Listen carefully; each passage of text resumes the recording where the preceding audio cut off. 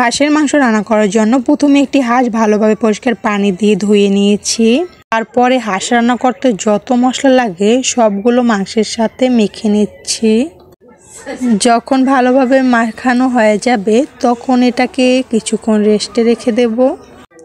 তারপর এটাকে চুলায় বসিয়ে দেব। এদিকে আমরা চালের আটার খামিটাকে ভালোভাবে কেটে নিচ্ছি সুতার সাহায্যে। তারপর এটা দিয়ে রুটি বেলে নেব। আমরা এক এক করে অনেকগুলো রুটি বেলে নিচ্ছি। তো এই যে আমরা অনেকগুলো রুটি কিন্তু বেলে নিয়েছি। এখন হাঁসের মাংসটাকে ভালোভাবে কষিয়ে নিচ্ছি। যখন ভালোভাবে এটা কষানো হয়ে যাবে তখন এর ভিতরে পরিমাণ মতন পানি দিয়ে দেব। পানি দিয়ে এটাকে ভালোভাবে সেদ্ধ করে নেব। তো এদিকে কিছু রুটিও বানানো হচ্ছে, যেহেতু হাঁসের মাংস দিয়ে খাবো এর জন্য।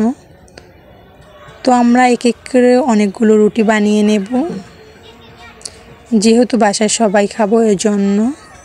আর তোমাদের কাছে কার কার এরকমই সাদা রুটি এবং হাঁসের মাংস খেতে ভালো লাগে অবশ্যই কমেন্ট করে জানাবে।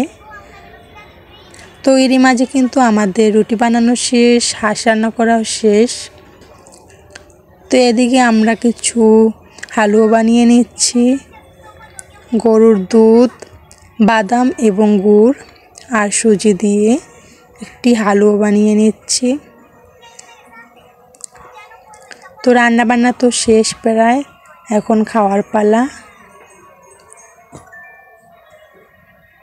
তো এদিকে আমি হাঁসের মাংস আর রুটি নিয়ে বসে পড়েছি।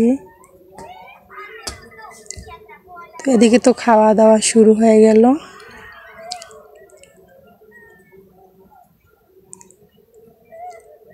তারপর সন্ধ্যাবেলা এরকমের হালুয়া এবং রুটি নিয়ে বসেছি।